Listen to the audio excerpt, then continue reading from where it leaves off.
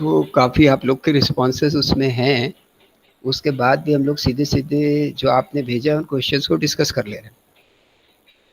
तो देख लीजिए जिनका सही है साथ में तो उसका कोई इशू नहीं है, और जिनका कुछ गड़बड़ है वो अपना सही कर लेंगे साथ में, और आपका रिवीजन होगा साथ में। अगर कोई क्वेरी आ रही है तो वो भी आप पूछ सकते हैं।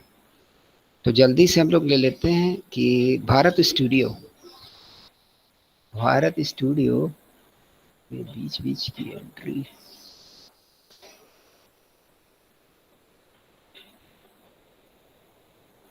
Okay, Bharat Studio is a photographer for a quarter ending 30th June 19 has furnished the following some data you have. Number one, the photographs taken at a big gathering at college and annual functions for which amount of 285 in all has been charged. The studio has incurred the total expense 70,000. Developing cost, photography, film. ये यार बार बार expense दे के मुझको याद दिलाता है कि business income में convert कर देना चाहिए इस सवाल को, लेकिन ऐसा मैं अभी कुछ करने नहीं जा रहा हूँ। तो जल्दी से बात हुई है कि एक्सपेंसेस का कुछ रोल नहीं है आपके लिए। Amounts collected for the photograph shooted, okay, the photography outside the studio such as marriage and other functions, photos of the functions etc were sold in albums for which the amount 58,000 is realized. Videography performed at various occasions for which amount 272 realized. Each studio incurred such type of expenses, conveyance, lighting, photography allowance and all that. तो अब हम लोग जल्दी से इसको देख लेते हैं कि इसमें कैसे हमारी ट्रांजैक्शन वैल्यू मिलेगी और क्या जीएसटी बनने वाला है। Okay, the rate of GST is given. Rate of GST. Compute the value of taxable service provided by studio. Studio has not charged GST separately under the bills. Not charged separately under the bills. ये तो यार इसने नई बात कर दी। क्या किया इस केस में आप लोगों ने?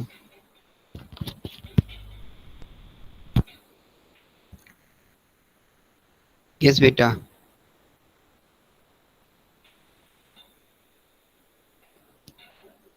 क्या होगा इस केस में?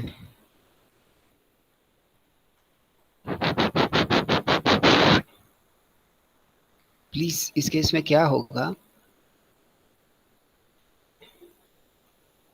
कई लोगों ने मुझे रिस्पॉन्सेस भेजे हैं, तो इस क्वेश्चन को आपने कैसे अटेम्प्ट किया है? यस बेटा, नॉट चार्ज सेपरेटली। इसका मतलब क्या है कि उसने जो बिल काटे हैं उसमें जीएसटी को सेपरेटली नहीं दिखाया है। वैल्यू ऑफ टैक्स जीएसटी लगा दिया। ओके, बिल्कुल ठीक।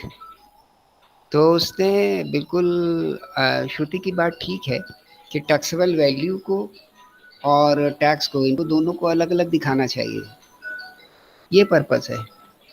लेकिन अगर किसी भी क्वेश्चन में लिख के आ जाता है कि नॉट चार्ज सेपरेटली, तो आप समझ लीजिए वो इंक्लूसिव है।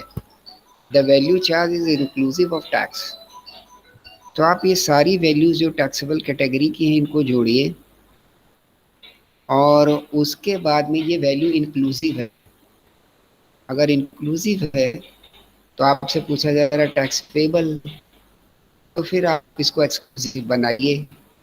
इसमें से आप अलग अलग कर दीजिए कि देख क्या value of taxable supply and what is the value of the output tax. ये काम अब आपको करना पड़ेगा।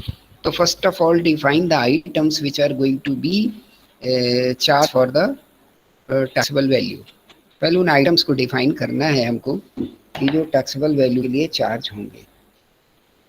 तो जल्दी से देखते हैं हम लोग। Photography at functions and the institutions, ये 285 is going to be included for the purpose of GST.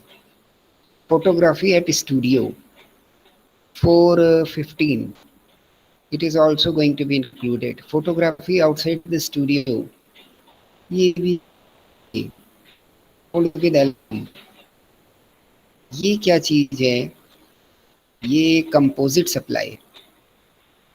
ठीक, अब आप बता सकते हैं ये कंपोजिट सप्लाई क्यों बन गई? प्लीज बेटा, कंपोजिट सप्लाई क्यों बन गई है? Yes, what is the concept of composite supply? क्योंकि इसमें ये आ रही है composite supply photo sold with the album, और फिर उसके बाद एक पॉइंट है वीडियोग्राफी परफॉर्मेंस 272, ये भी आपको लेना है। ठीक, तो ये कंपोजिट सप्लाई जो मैं वर्ड बोल रहा हूँ कि photo with album is the composite supply, इसका मीनिंग अगर आपसे 3 नंबर में या 4 नंबर में शॉर्ट क्वेश्चन आ जाए, the difference between the mix supply और द कंपोजिट सप्लाई, या व्हाट इज द मिक्स्ड और the composite supply, then what you are going to write? बड़ी Sir, अच्छी बात more है than इसमें, one देखिए। हाँ बोलिए बोलिए, यस बोलिए more than बेटा। one services is provided. Yes बेटा, सुन नहीं पाया मैं, फिर से again Shruti. Sir, more than one goods or services is provided. Is the composite, okay, then what is the mixed?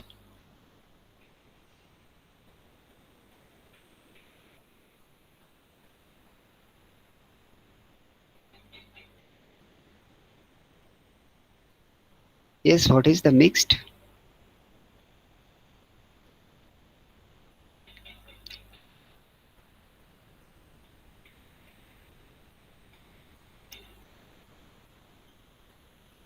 एक काम करिए, जल्दी से सर्च करिए और फिर इन दोनों का फर्क मुझे बताइए समझ के। ये तो डिस्कस होना तो देखिए आखिरी क्लास है आज, तो जितनी ज़्यादा आपकी मदद हो जाए और जितनी चीज़ें आप तक पहुंच जाएं, this is the main motto. Question तो हो ही जाएगा और आप में से काफ़ी लोगों ने इसको किया भी है। अब ये जो एक नई चीज़ आ गई है और ये आपके लिए जानना ज़रूरी है, एग्ज़ाम के हिसाब से भी ज़रूरी है, और हर तरीके के एग्ज़ाम में ये खतरा पैदा करेगी, चाहे आपके लिए ऑब्जेक्टिव हो या सब्जेक्टिव हो। तो जल्दी से इसको बच्चों सारे लोग आराम से सर्च करो और मुझे बताओ क्या फ़र्क आपको समझ आ रहा है between the mixed supply and the composite supply. ये दोनों तरीके की सप्लाई जीएसटी में होती है। सर कंपोजिट में दोनों पे डिफरेंट डिफरेंट चार्जेस लगाए जाते हैं और मिक्स्ड में एक ही चार्ज के अंदर आ जाते हैं। Okay, is anybody else have to say something? Please बेटा।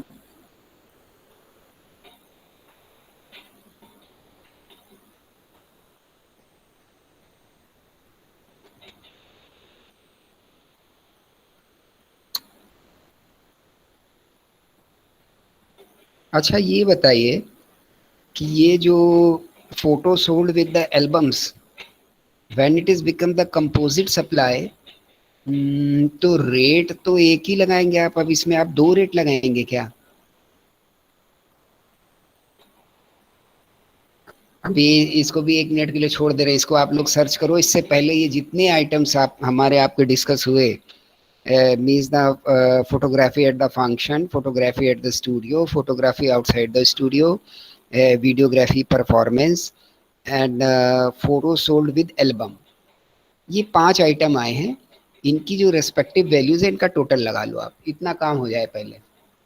ठीक है, फिर इसके बाद हम लोग फर्दर डिस्कस करेंगे। अब आप ये देख के मुझे बताइए कि कंपोजिट सप्लाई और मिक्स सप्लाई में केवल यही एक कारण है, या अगर कोई मिक्स्ड या कंपोजिट सप्लाई है तो what rate should be charged? अगर हम ये मान लें कि एक ही रेट है बेटा और डिफरेंट डिफरेंट आइटम उसमें आ गए, ठीक है, तो ये मिक्स्ड हो जाएगी कि अगर एक ही रेट है तो? यही बोल रहे ना आप, अगर वो मिक्स्ड हो जाएगी। अब अगर उसमें डिफरेंट डिफरेंट रेट्स हैं तो हर बार क्या डिफरेंट डिफरेंट रेट्स लगेंगे? अगर नहीं लग रहे हैं तो कौन सा रेट लग रहा है? क्योंकि इस केस में भी आपको दो रेट तो मिल नहीं रहे हैं। ये और बता दीजिए तो बात सारी खत्म हो जाए। मेरा सवाल समझ पा रहे हैं ना आप सारे लोग? मिक्स्ड में जैसे श्रुति जी बता रही हैं कि क्या होता है, मिक्स्ड में सेम रेट पे कई सारी सप्लाईज हैं, वो सेम रेट है। कंपोजिट में डिफरेंट डिफरेंट रेट की हैं। तो मैं बोल रहा हूँ कि ये कंपोजिट सप्लाई हो गई, तो अगर डिफरेंट डिफरेंट रेट है तो इसमें दो रेट कैसे लगाएंगे आप? जरा थोड़ा सा और अच्छे से सर्च कर लीजिए, कौन सा रेट अप्लाई हो जाता है, क्या होता है प्लीज। क्योंकि टेक्स्ट तो देखा नहीं होगा देवियों सज्जनों, इस पे सर्च कर लो फटाक से। क्योंकि काम की चीज है। जल्दी से सर्च करिए, बताइए। पहले आप सर्च करके कुछ पढ़ेंगे, कुछ बोलेंगे, तब फिर हम लोग आगे बात करेंगे।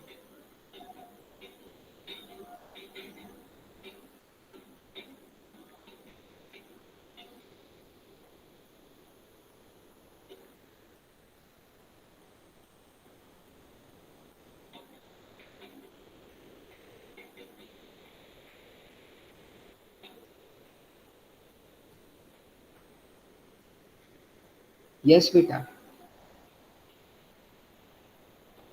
बिग सप्लाई में सर्च में जो आपको सीधी सीधी लाइन दिखा रहा है कि mixed supply under GST means a combination of two or more goods or services made together for a single price. Each of these items can be supplied separately and is not dependent on any other.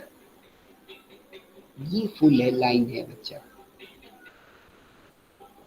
Mixed supply under GST means a combination of two or more goods or services or both together for a single price। ठीक है ना, वो सब मिल के एक साथ हो गया है, बंडल्ड। ठीक है। Each of these item can be supplied separately and is not dependent on any other. ये अलग अलग भी सप्लाई किए जा सकते थे और एक दूसरे पे निर्भर नहीं है। ठीक। अब जरा कंपोजिट सप्लाई को देखिए और फिर बताइए कि ये जो कंपोजिट सप्लाई की बात आ रही है, इनमें दोनों में डिफरेंस क्या है? एक लाइन में अगर आपको डिफरेंस लिखना है, what is the difference between the composite supply और मिक्स सप्लाई, देन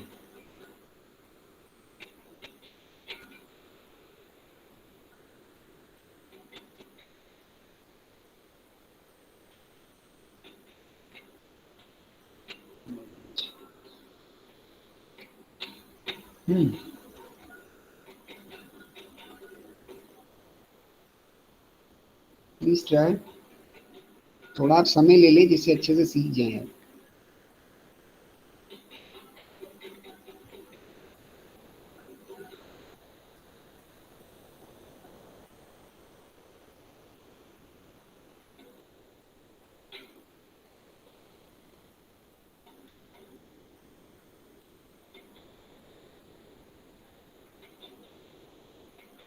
चलिए मैं पढ़ दे रहा हूँ।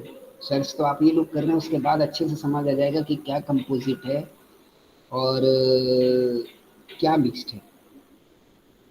Composite supply means the comprising two or more goods or services which are naturally bundled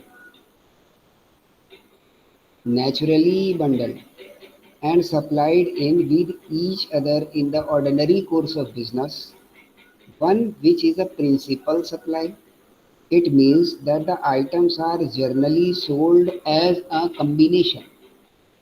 The items cannot be supplied separately. ये composite है। फर्क समझ आ रहा है आपको? अगर आप ये बोल देंगे कि composite supply means the supply items of the different rates, तो उसका सेंस ये जा रहा है कि एक ही सप्लाई में हमको कई तरीके के रेट लगाने पड़ सकते हैं क्या? ऐसा नहीं। वो बोल रहा है ये नेचुरली बिजनेस के कोर्स में ऐसी सप्लाई हो कि जिसमें एक या दो से ज्यादा चीजें मिल जा रही हैं, लेकिन वो नेचुरली बंडल्ड है, उसमें अलग से आपने कुछ नहीं बनाया है। ध्यान से बात को सुनते चले जाइए, अच्छा टॉपिक आ गया ये, कि उसमें आपने नेचुरली कुछ नहीं बनाया है। अब फोटो एल्बम जमाने से हम लोग जान रहे हैं कि हाँ कुछ फोटो एल्बम होता है पीढ़ियों से। अपने पहले वालों की भी फोटो देखी होगी किसी गैदरिंग की, ओकेजन की, अभी भी देख अगर कलेक्ट हो रही हैं तो 2-3 पीढ़ी की आपको मिल जाएंगी। तो वेरी नेचुरली बंडल्ड। इस नेचुरली बंडलिंग में गुड्स और सर्विसेज के लिए आप देखो तो एक सर्विस का कंपोनेंट लगा हुआ है। जो आप ऊपर सारा देख रहे थे, photography at the function and the institution, videography, और ये सब क्या है, सर्विस का एलिमेंट है। दूसरा, अब उसने आपको एक बुक में बना के दे दिया एल्बम में, तो album should be considered as like the goods. तो ये बंडलिंग हो गई, पर ये बंडलिंग बहुत नेचुरल है। इस बंडलिंग को हम ये समझ ही नहीं पाते हैं यूज करते समय कि देयर आर टू और मोर सर्विसेज और टू गुड्स और सर्विसेज आर अटैच्ड और मिक्स्ड। समझ ही नहीं पाते हैं क्योंकि आदत पड़ी है फोटो वाला एल्बम देना, यार फोटो खींच देंगे एल्बम देना, तो हमारे लिए एल्बम एक गुड्स बन गया। Means then bundling is very natural. Clear? Composite में ये ध्यान रखना है, लेकिन रेट दो लगेंगे ये नहीं होगा। प्रिंसिपल जो सप्लाई होगी उसके हिसाब से रेट लग जाएंगे, दूसरी उसकी सपोर्टिव सप्लाई होगी। प्रिंसिपल सप्लाई, ध्यान रखिए, प्रिंसिपल सप्लाई। तब इसमें प्रिंसिपल हम किसको माने, एल्बम को माने कि फोटोग्राफ को माने? प्लीज, एल्बम को माने कि फोटोग्राफ को माने? अब दो चीज हो गई ना इसमें, एक गुड्स है और एक सर्विसेज है। ये बंडल होकर के एक आइटम आपके लिए बन गया।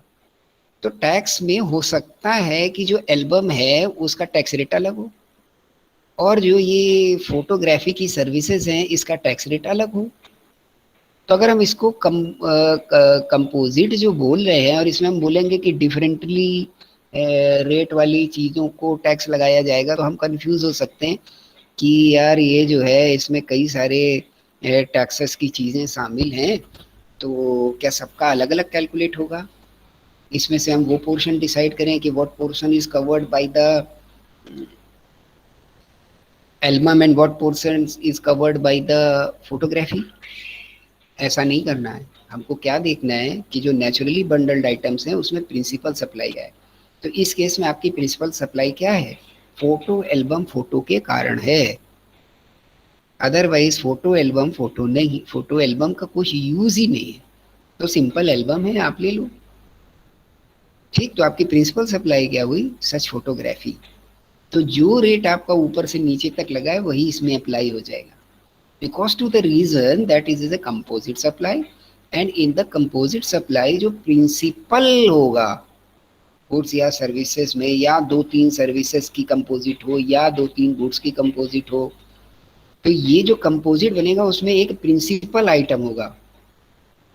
ठीक ना, कि जिस जो मेन है, यार शादी की फोटो ही तो हम लोग इकट्ठा कर रहे हैं, उनको सुरक्षित रखने के लिए सपोर्ट में एल्बम लगा लिया गया। तो प्रिंसिपल सप्लाई तो फोटोज है, तो फोटो वाला रेट अप्लाई हो जाएगा। क्लियर? कोई डाउट?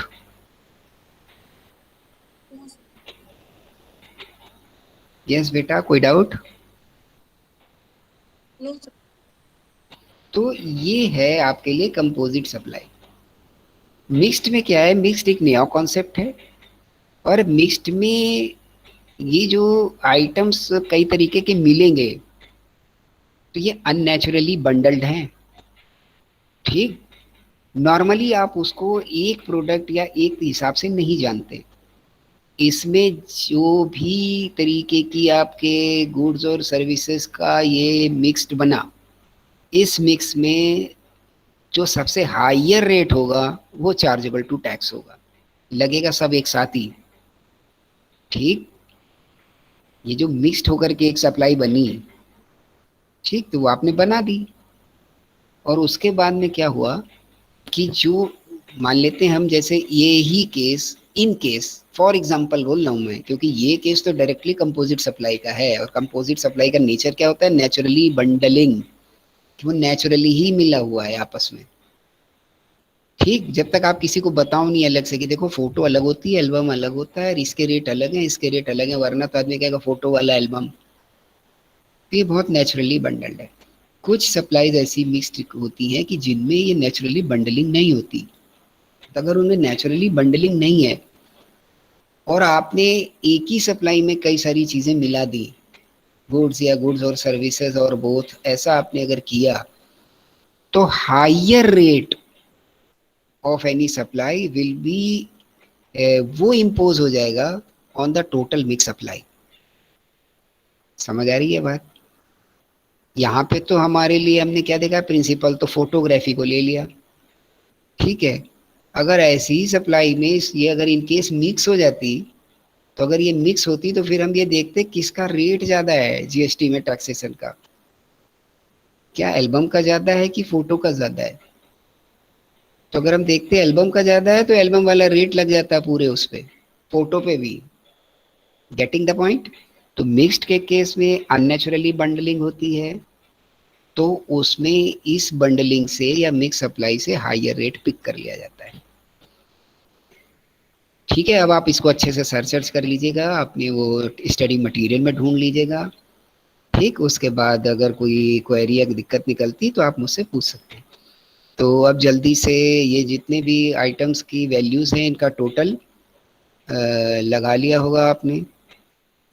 तो 14,02,000, ठीक, 14,02,000। और उसने बोला था इसने सेपरेटली चार्ज नहीं किया, इसका मतलब ये टैक्स इसमें शामिल है। अगर शामिल है तो इसको आप अलग करिए।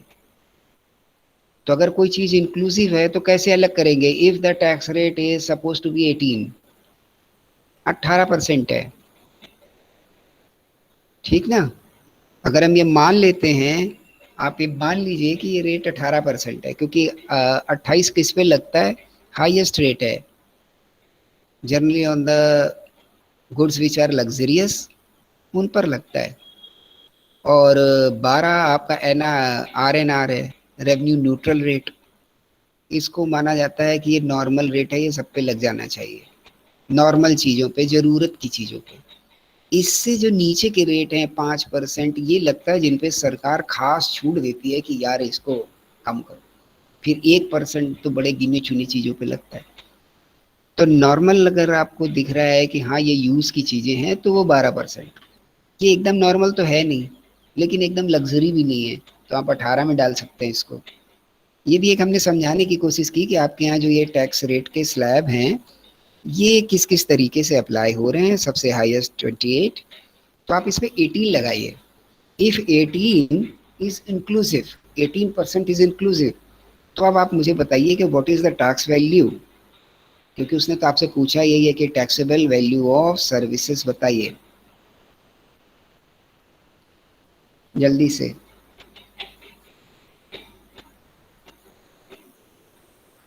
टैक्सेबल वैल्यू ऑफ सर्विसेज बताइए, और जो टैक्स पेबिल बना या जिसका चार्ज बना वो बताइए कितना है। सारी चीज़ों का जोड़ 14,02,000 है। The total value of services means the inclusive of the GST is 14,02,000। The rate is 18%।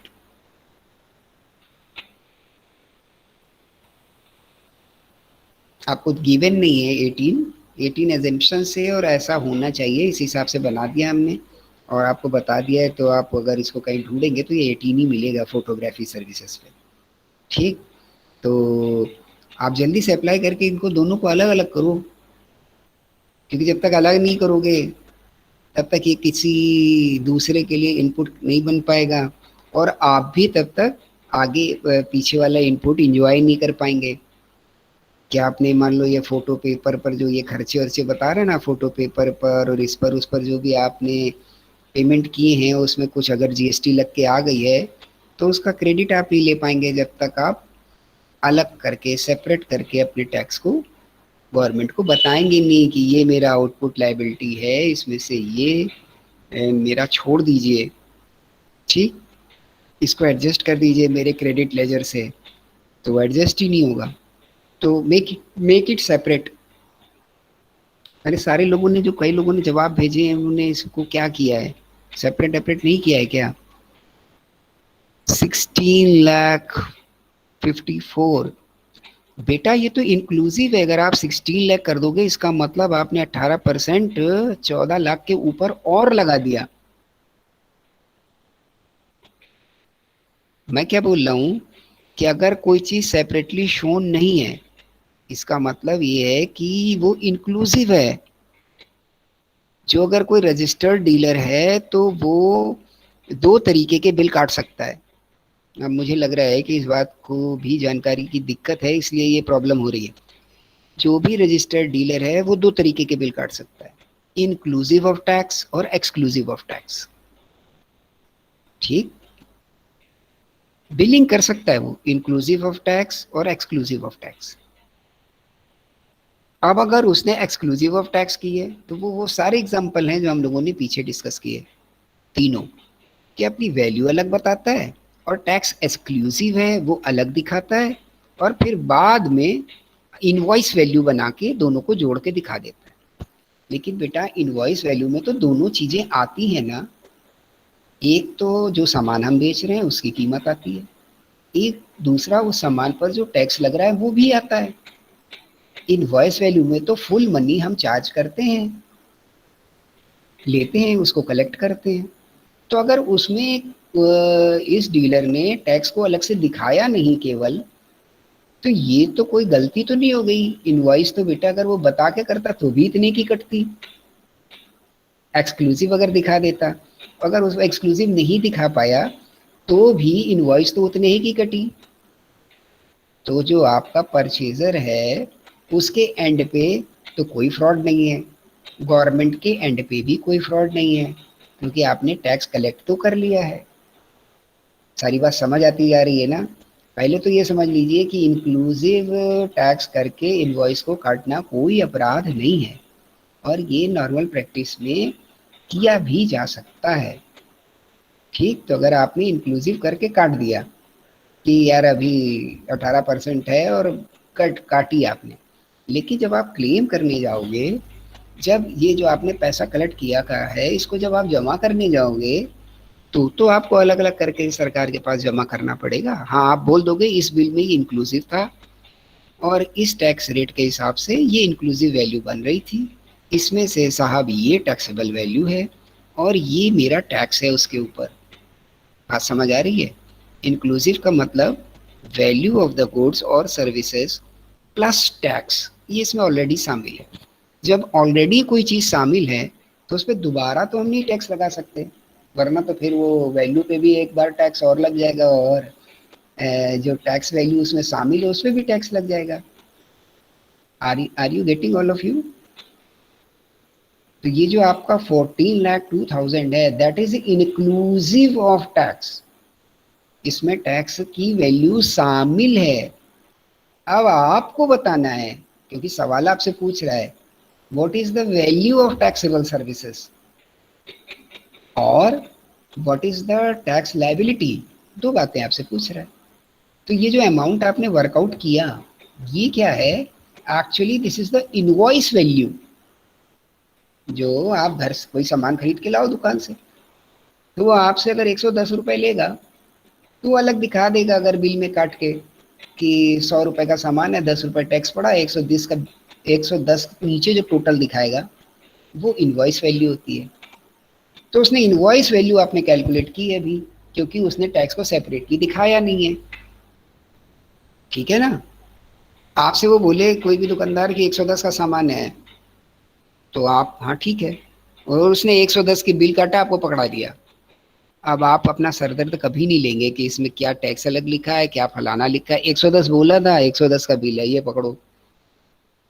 ऐसा ही कुछ इसमें हो गया है कि सारी सेवाएं उन्होंने प्रदान कर दी और उसके बाद में सारा जो पैसा तय हुआ वो इकट्ठा ले लिया टैक्स जोड़ के। ठीक, अब आप ये बताइए कि ये जो महाशय हैं फोटोग्राफर, इनकी टैक्स की, आउटपुट टैक्स की क्या लायबिलिटी, कितना इन्होंने कलेक्ट किया और कितना का इन्होंने एक्चुअली सर्विसेज को या सामान को बेचा। क्योंकि जो आपको वैल्यू मिल रही है 14,02,000, मैं दोबारा तिबारा दोहरा रहा हूँ, that is inclusive of tax. अब इसको आप अलग करिए, सेपरेट करिए और जल्दी से बताइए।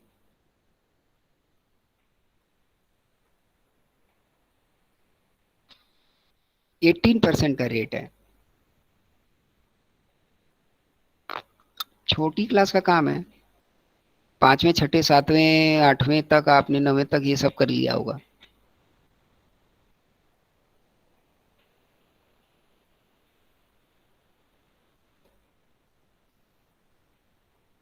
आपको सेलिंग प्राइस किसी चीज का दे दिया जाए, ठीक, प्रॉफिट का परसेंटेज बता दिया जाए आपको,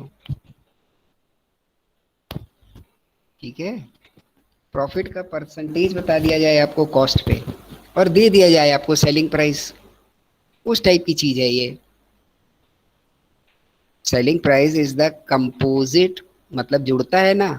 सेलिंग प्राइस में क्या क्या जुड़ जाता है, आपकी परचेज कॉस्ट जो आप पीछे पढ़ के आ रहे हो, कॉस्ट जुड़ जाती है और प्रॉफिट जुड़ जाता है, तो वो एसपी बन जाता है, ठीक है ना। तो दो चीजों का जोड़ होता है उसके अंदर। अब सवाल आपके साथ बोले कि प्रॉफिट का रेट तो ये है, इतना लगाते हैं हम कॉस्ट पे, और सेलिंग प्राइस आपको बता दे, और फिर पूछे कि जरा परचेज प्राइस बता दो, आप बता लेते हैं ना। उसी टाइप की चीजें हो गई आपके साथ, इंक्लूसिव ऑफ टैक्स, यानी ये जो वैल्यू मिल रही है इसमें टैक्स शामिल है, और टैक्स का रेट आपको बता रहा है वो 18%। अब अलग करके जल्दी से बताओ, फटाफट।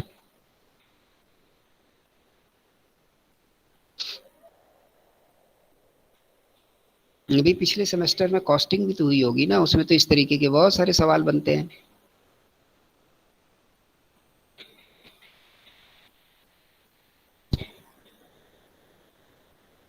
बच्चों ऐसे कैसे कर सकते हो तुम लोग यार, फाइनल भी तो ऑफलाइन क्लास नहीं है, नहीं तो मजा आ जाती मुझे अभी तो, तगड़ी वाली आप लोगों के साथ। आप में से कई सारे लोग बेटा कैट की भी तैयारी करने वाले होंगे और कर रहे होंगे, ठीक है ना। तो आगे के एम्बिशंस भी हैं, इसको आप अपने कंपटीशन का सवाल समझिए ना, मोस्ट इजी है। जल्दी बताओ, जल्दी जल्दी, टाइम नहीं वेस्ट करो, अगले क्वेश्चन पे जाना है, कुछ और बातें आपसे करनी है, क्योंकि संभावित हमारी आपकी आखिरी मुलाकात है, तो don't waste time please.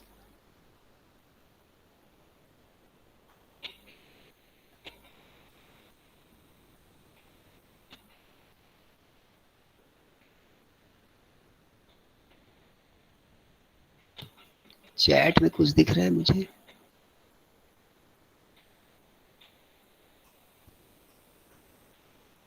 Yes. अच्छा यार, बिल्कुल फ्रैंकली मुझे बताइए, कुछ बात ये समझ आ रही है कि नहीं आ रही है, वरना इंतजार करना बेकार है मेरा। कुछ बात ये समझ आ रही है कि नहीं आ रही है, अच्छे से कमेंट लिख दीजिए ना, क्या दिक्कत है, या बता दीजिए स्पीकर से, is the point is clear to you और नॉट। यहाँ से शुरू करते हैं ना, एकदम बेस से, छोड़ो क्या इंक्लूसिव है क्या एक्सक्लूसिव है, मोटो क्या है क्लास का, चीज समझ आनी ही चाहिए, दिस इज द मोटो, ठीक ना। कि अगर कभी भी आपको इंक्लूसिव ऑफ टैक्स कोई चीज मिल जाए तो आप कैसे सेपरेट करोगे, हिंट मैंने आपको दे ही दिया है, CP plus profit is equal to SP, उसी टाइप का खेल है बस, और कुछ नहीं है।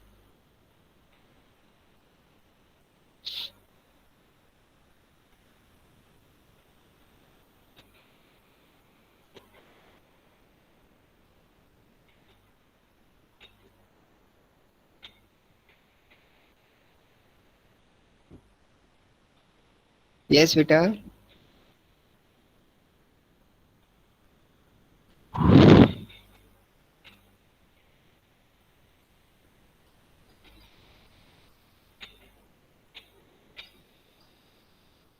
जल्दी बताइए। जब भी इस तरीके के सवाल में आप लोग फंसा करते थे तो छोटी क्लास की याद मैं आपको दिला दे रहा हूँ, आर अपॉन 100 + आर, कुछ याद आ रहा है आपको, ऐसा कुछ हुआ करता था, मतलब लाभ का प्रतिशत, ये numerator divided by the 100 plus लाभ का प्रतिशत, जिन्होंने हिंदी में पढ़ा हो, जिन्होंने इंग्लिश में पढ़ा हो, उनके लिए आर अपॉन 100 + आर, वही यहाँ भी लगा दीजिए। तो 14,02,000 multiply by the, here are is the 18, tax तो आपके सीपी टाइप की यानी पीछे की वैल्यू पे लगा होगा ना 18%, उसको अलग निकाल लो। Multiply by 18 divided by 118। अगर हम ये मान लें कि जो हमारी पीछे की विदाउट टैक्सेबल वैल्यू थी वो 100 रुपये थी, तो 18 रुपये का अगर टैक्स लगा तो वो 118 हो गई होगी जुड़ के, तो 118 से हम डिवाइड कर देते हैं 14,02,000 को, और 18 से मल्टीप्लाई कर देते हैं तो टैक्स की वैल्यू पता चल जाएगी। Yes, are you agree with this? ये बात अब समझ आ रही है? हाँ अब सही है बेटा, बिल्कुल। ये जो अब आपने बेटा निकाला 2,13,864, अब ये आपको 14,02,000 में से हटाना पड़ेगा। बात समझ आ रही है? क्योंकि ये तो इंक्लूसिव था, इसको आप हटा दीजिए। जैसे आप इसको हटाएंगे, ये क्या ढूंढा आपने? 18% of that 100, because 100 is the value on which the tax is charged. तो यह तो आपने 18% ढूंढा है, मतलब टैक्स टैक्स ढूंढा है आपने, जीएसटी, टैक्स लाइबिलिटी, ये तो आपने ढूंढ ली। और आपके पास जो फिगर थी वो क्या थी कि टैक्स प्लस टैक्सेबल वैल्यू। तब वो जो आपकी फिगर थी इंक्लूसिव टू टैक्स 14,02,000, उसमें से इसको घटा दीजिए। तो ये जो सवाल आपसे पूछ रहा है कि टैक्सेबल सर्विसेज की वैल्यू बताओ, वो आपको मिल जाएगी। टैक्स वैल्यू आपको ऐसे मिल गई 18/118 से। क्लियर? यस, अब बिल्कुल सही ट्रैक पे गाड़ी जा रही है। सारे लोग अच्छे से इसको कर लो, जो जो आंसर ये मुझे मिल रहे हैं श्रुति जी से वो बिल्कुल सही है। ठीक,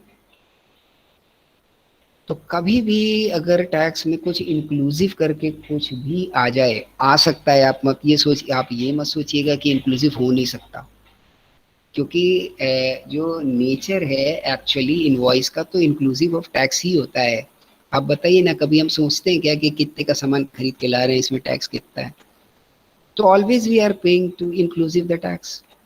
तो इंक्लूसिव ऑफ टैक्स का आपसे क्वेश्चन बन सकता है, कोई भी पूछ सकता है आपसे, किसी भी तरीके से घुमा के पूछ ले। यार वो 1,000 का सामान लेके आए थे और वो भाई साहब जिनकी दुकान से खरीद रहे थे कि क्या बताएं आपको, हम सस्ता दे देते पर अब बिल काटना पड़ जाता है यार, 12% जो है वो टैक्स पड़ रहा है। भैया बताओ यार ये सामान था कितने का, टैक्स कितने का पड़ा? कभी भी ऐसा हो सकता है इंक्लूसिव। तो सतर्क रहें आप इंक्लूसिव के केस में और इस तरीके से अप्लाई करें। अब जल्दी से हम लोग अपना जो कोई और क्वेश्चन बच रहा है, हाँ एक बच रहा है, उसको और देख लेते हैं। इसके बहाने भी कई सारी नई चीजें आपके साथ डिस्कस हो जाएंगी। The Oberoi hotel has presented following information regarding income of his hotel for the quarter ending. A guest house let out at the rent at the rate 700 per day for 60 days. Declared rent 900 per day per room. अच्छा, marriage hall declared rent 1,400 but let out 50% discount at the rate 700 per day for 70 days. Rooms let out declared rent per day 1,400 but let out at 25% discount for 80 days at the rate 1,050 per day if above figures are exclusive of GST। तो साफ साफ बोल दिया इन्होंने, exclusive of GST है, मतलब अब आपको जीएसटी रेट इन पे अप्लाई करना पड़ेगा जो भी वैल्यू आप कैलकुलेट करें। Calculate taxable value of services and GST payable at the rate 12%। तो चलिए जल्दी से हम लोग इस काम को करना शुरू कर देते हैं। हाँ जी, अब एक बात आपके लिए यहाँ पे मजेदार आ गई है जो आपको नोट की तरह लिख लेनी चाहिए अलग से।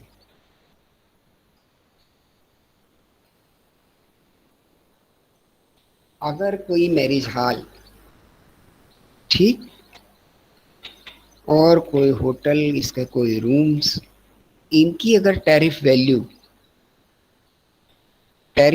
बोल रहा हूं मैं, 1,000 से ऊपर जा रही है तो that is chargeable to tax. 1,000 से अगर कम है तो नॉट चार्जेबल टू टैक्स। ये एक एक्स्ट्रा पॉइंट आपको मिल रहा है, इसको लिख लीजिए। कहीं आपको जो मौका मिल जाए तो आप इन सब चीज़ों को जोड़ सकते हैं। चलिए, तो अब पहला केस देख लेते हैं कि गेस्ट हाउस जो है लेट आउट कर दिया गया, उसका जो डिक्लेयर रेंट था वो 900 रुपये था और 700 रुपये पर डे के हिसाब से पेमेंट हुआ। तो यहाँ कोई झगड़ा ही नहीं है, टैरिफ रेट 1000 से नीचे है तो उस पर जीएसटी नहीं लगेगा। जीएसटी नहीं लगेगा, मैं ये बोल रहा हूँ।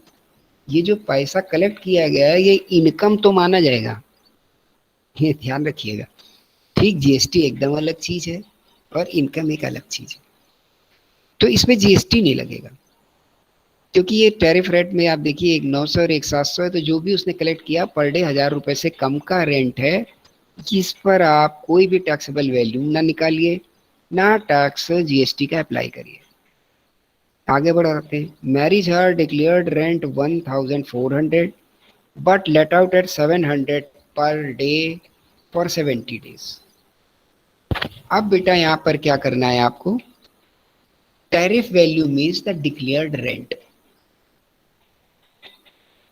ध्यान से अच्छे से समझते जाइए और नोट कर लीजिएगा। Tariff value in the case of renting of hotels, marriage hall, lawns, guest house, इसमें टैरिफ रेट क्या होता है, जो वो अपने कैटलॉग में लिखे होते हैं कि पर डे का इतना चार्ज और बुकिंग का इतना चार्ज, या आपको अगर कोई कागज देते हो तो इसको बोलते हैं टैरिफ रेट।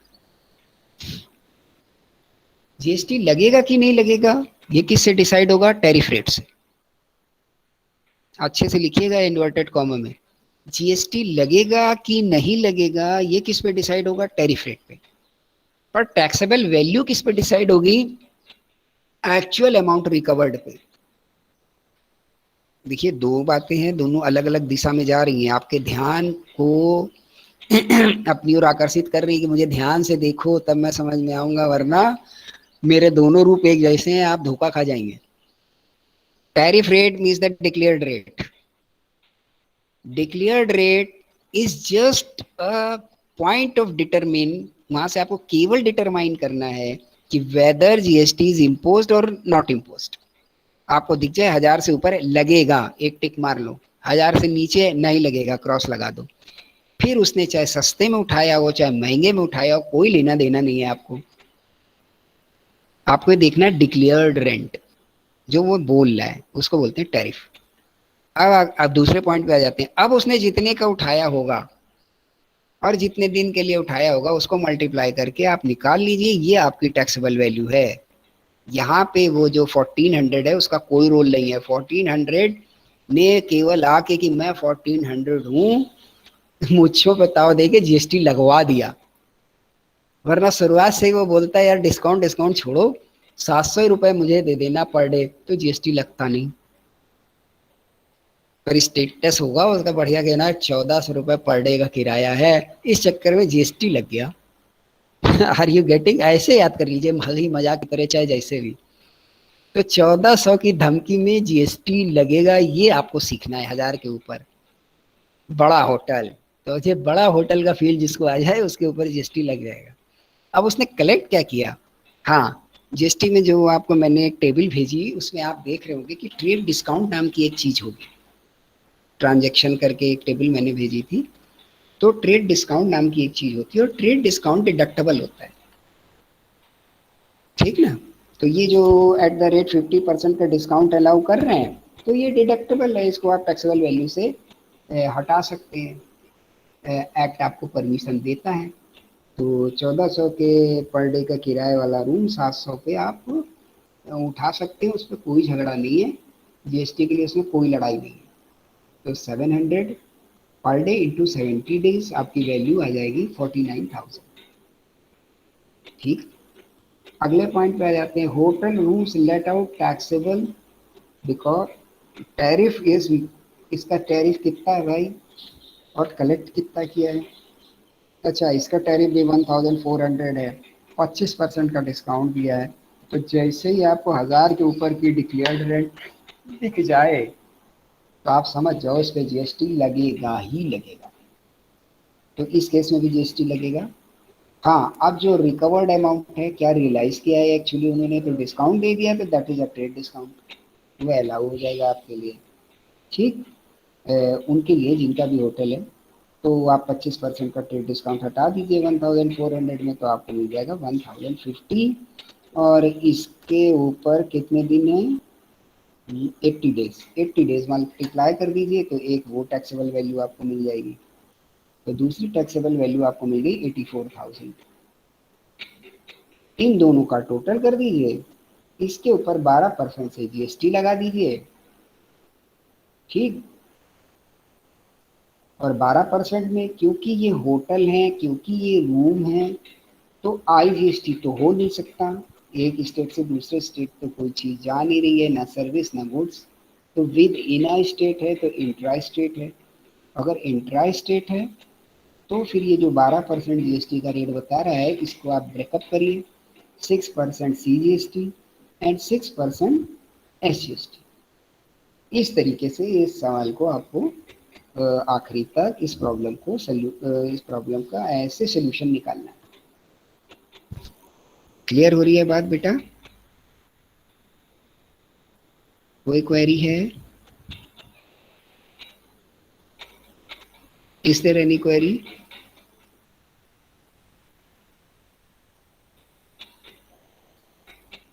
ये जो हमारा एग्जाम्पल था, इससे रिलेटेड कोई क्वेरी है?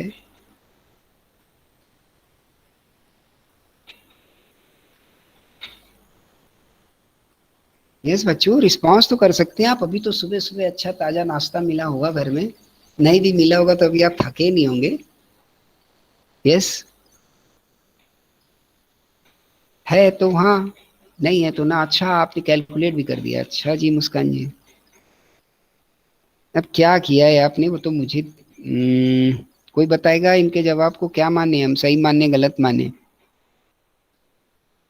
एक आध आदमी और भी साथ में कर लो यार, उसको अकेला क्यों छोड़ दिया?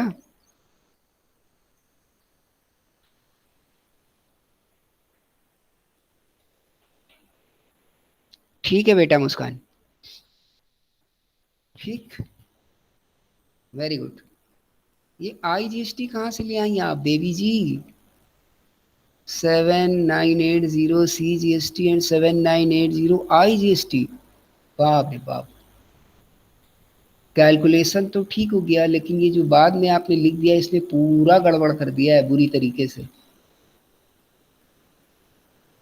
आईजीएसटी इंटीग्रेटेड जीएसटी होता है, जिसमें सीजीएसटी एसजीएसटी का कोई रोल नहीं होता, वो पूरा का पूरा सिंगल लगता है। यस, एसजीएसटी लिखिए।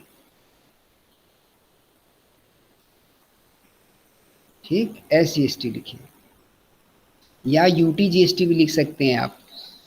सीजीएसटी के साथ यूटीजीएसटी भी लिख सकते हैं, और उसके बाद एक नोट लगा दीजिए कि ये होटल चंडीगढ़ में है या किसी यूनियन टेरिटरी में है।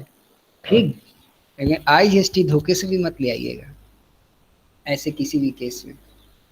तो प्रॉब्लम के थ्रू आप देखिए कई सारी नई नई चीज़ें हमारे आपके साथ डिस्कस हो गई, जो आपको बहुत मदद करेगी।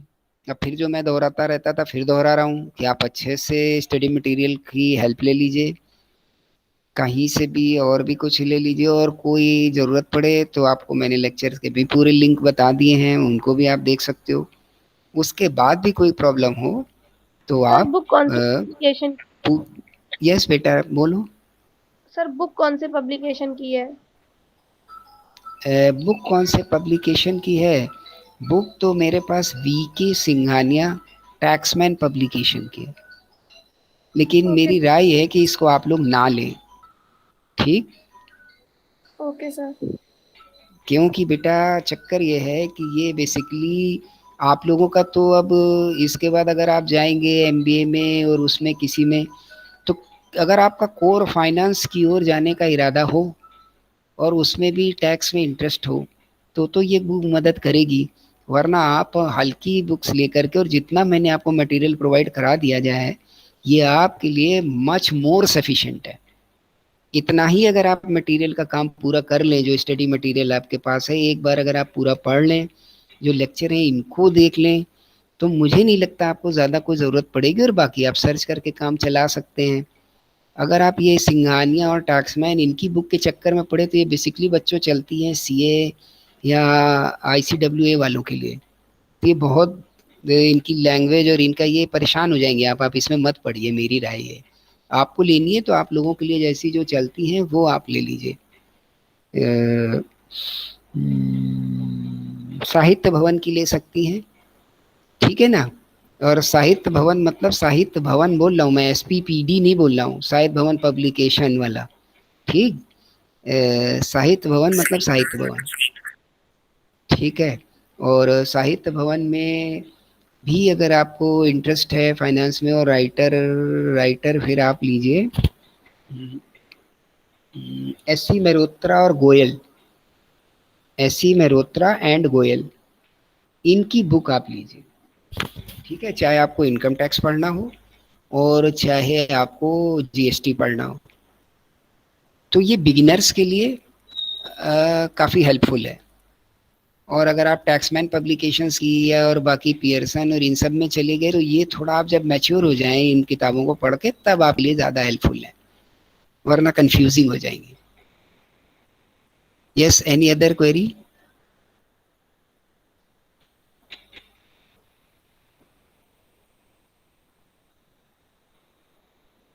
Yes, any other?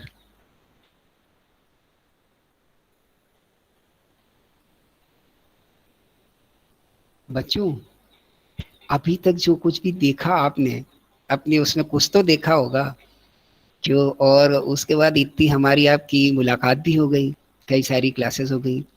किसी तरीके की कोई समस्या आपको अभी भी इस सब्जेक्ट में किसी बात पे आ रही हो तो पूछ लीजिए, क्योंकि आज के बाद क्लास होने के चांसेस काफ़ी कम हैं। मेरे हिसाब से कोर्स पूरा कंप्लीट हो चुका है, मैं 4 दिन पहले से आपको बता रहा हूँ, ठीक।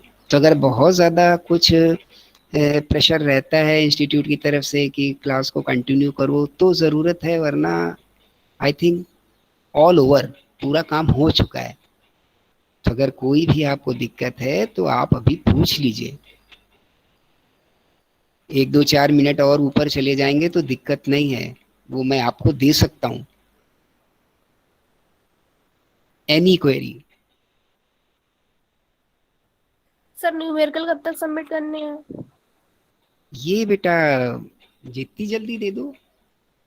कई सारे आपके साथियों ने तो भेज भी दिए, 1 2 तो ने तो रात को 1 बजे भेजा है।